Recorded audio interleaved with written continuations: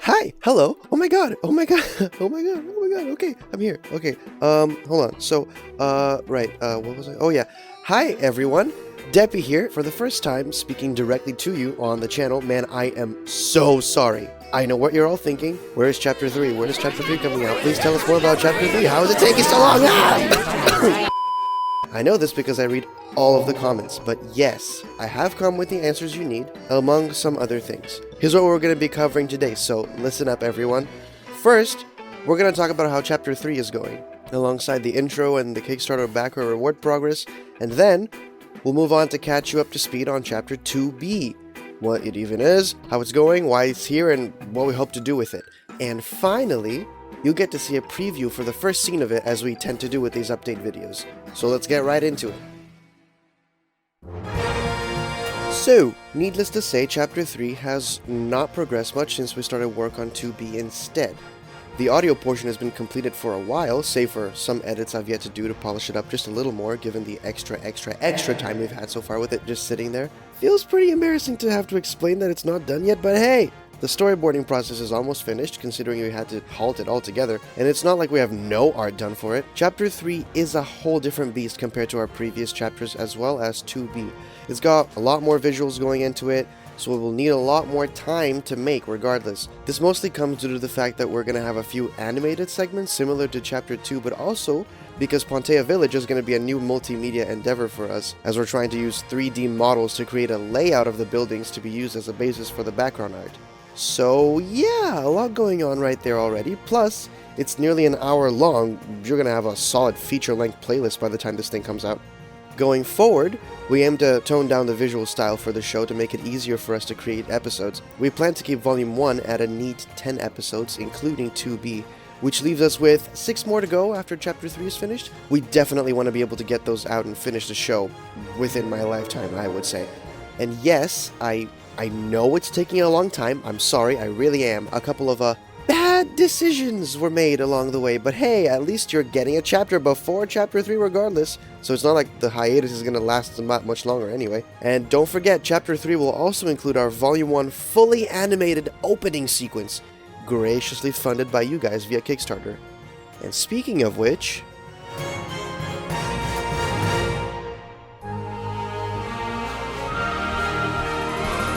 So, the intro, huh? That big old thing full of colorful frames and backgrounds and really cool stuff going on. Well, the character animation is finished for it. What we're currently looking toward is getting all the background art made so that we can composite it and boom, we have an intro. Of course, that will only be coming out alongside Chapter 3, considering its more significant nature in terms of the story's continuity, and also because it will be weird to have an intro full of main characters play for the first time to open up an episode where none of those characters are featured. But don't fret, those of you who contributed to the Kickstarter and chose to get a reward will claim it by that time as well. We're continuously working on all of those art pieces, which certainly has slowed us down a little bit in terms of splitting our artist power and attention. Can't blame you guys for that, it's definitely on me for having such a complicated amount of rewards to do alongside Chapter 3, the intro itself, and now the amazingly bright idea to make Chapter 2 be a thing. Just add a whole other episode in the middle, why don't you, Deppy G? Oh, and I should probably talk about that too, shouldn't I?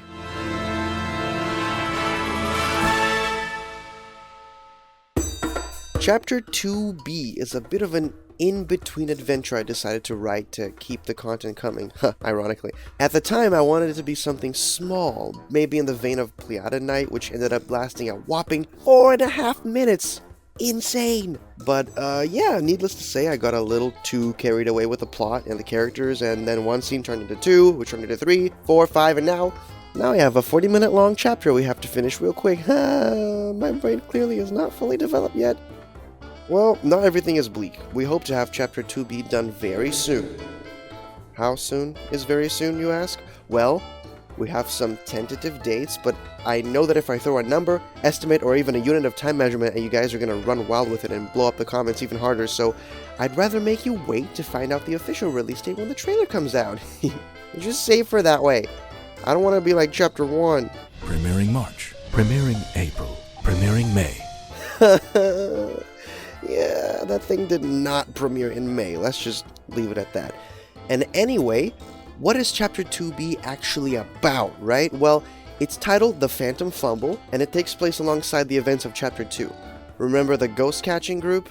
Alita mentioned them that one time.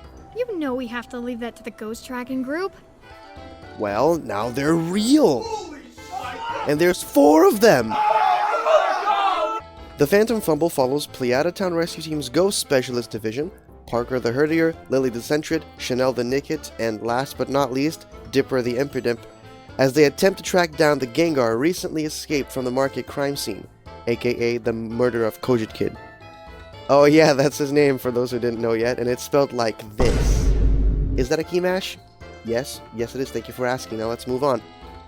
The chapter will explore a glimpse into the activities of these 4 sweethearts, but keep in mind that considering that was originally meant to be a one-off thing and just slowly evolved to be longer and more lore relevant, these 4 aren't actually main characters.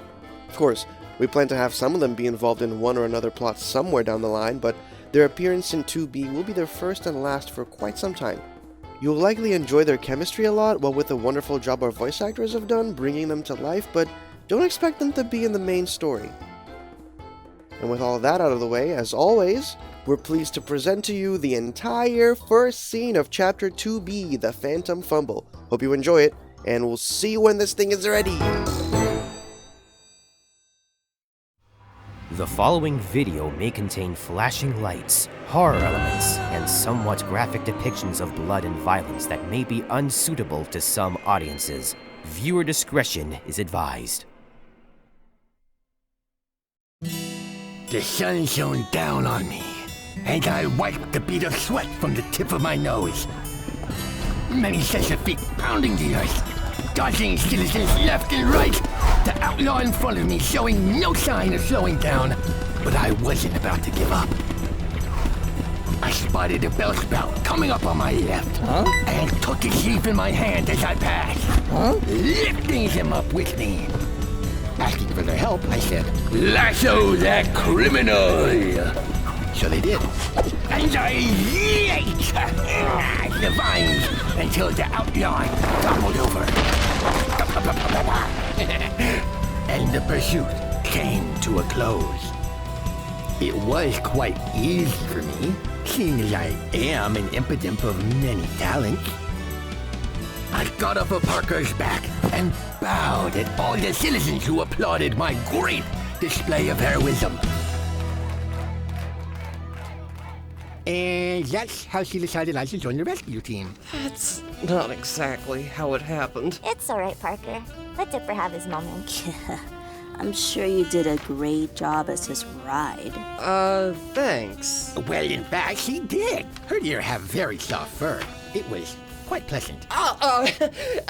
Thanks. That's a wonderful story, Dipper, but I'm trying to finish up some reports here. What are you even reporting on? Nothing's happening right now. Nothing ever happens on this freaking island. I wish someone would die or whatever so we'd have something interesting to do for once. Chanel! Be careful saying things like that. What? I was just kidding. Can't I make jokes anymore? Yeesh. I don't know what you guys are talking about. Lots of crime happens in Pleiada Town. Yeah, well, it doesn't count if you're making it happen. Seth, Whoa, what's going on? Well, that's not normal. All right, team, time to head out. Come on, Torque. No need to tell me twice. Da-da-da-da!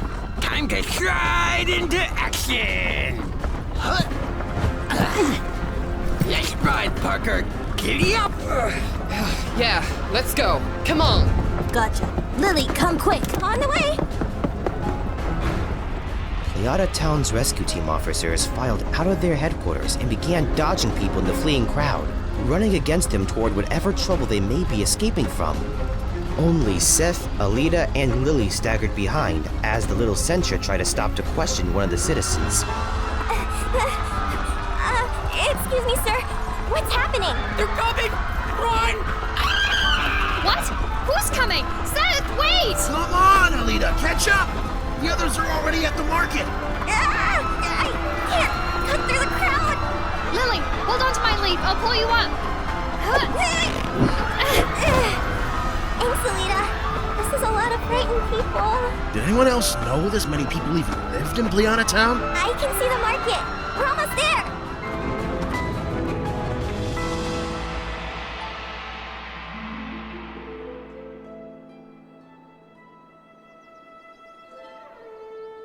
Lily, Seth, and Alita arrived at the now empty marketplace.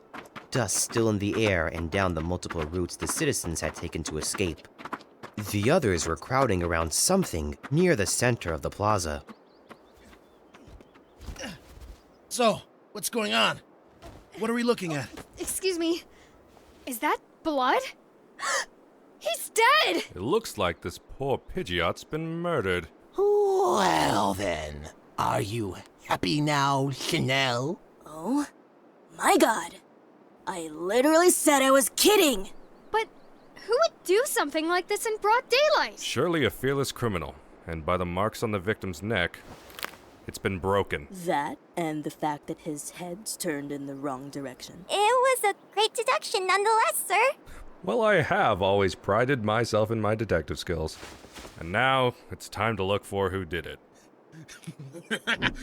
Okay, I'm gonna get him. Let me go, whoever did it. How are we gonna figure out where they are? Lily, is anyone still in the area? I'll check. The little centric closed her eyes, casting her awareness to her surroundings like a net and feeling the world around her. Behind bushes, trees, and even walls. Lily's perception was heightened through a unique ability she possessed, a technique she and the others in the team had dubbed foresight. I can feel a strange energy surrounding the victim, and I don't know why. And then, 2 Pokemon running toward the center of town. There's a really scary aura around them too, so they must be the ones who we're looking for. Nice work, Lily. Yeah, that's pretty impressive. What in the world was that? Whoa! I just felt a huge surge of energy coming from that direction. Something's going on, I can feel it. Alita, we should go find out what it is. Seth, slow down. I'm gonna ask to join the chase. Hold on now. Oliver, I think we should split up. Someone has to stay and watch over the body, I think. Huh, that does sound prudent. How about... Oh, hey, Chief! Seth, you want to guard the body? What? That's not... Lovely! You and Alita can stay here and do that then. The rest of you come with me. We're gonna find out who caused this.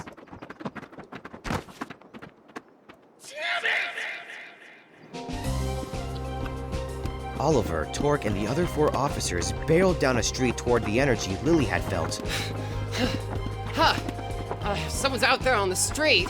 I can make out a group of people. It looks like there's been another attack. I see someone on the ground. Lily, what can you sense? I can't really sense the strange aura coming from ahead of us anymore. But there's... someone just passed us by! What? That doesn't make any sense. There's nobody walking near us. Wait, if we can't see them, then that means... We're dealing with a ghost-type outlaw. That's our specialty team. Jeep, wait up! Huh? Did you find something? We believe we're dealing with ghost-type outlaws. Yes, and they're fleeing fast! Well then, you 4 can chase after them. We'll handle whatever's going on up ahead. Make us proud, ghost catching team. Yes, sir!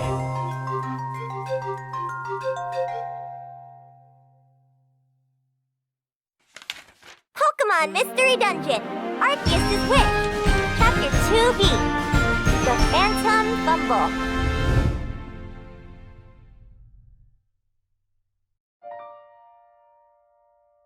Howdy, folks. Sheriff Dipper here to give the lowdown on 2 new gangs of outlaws.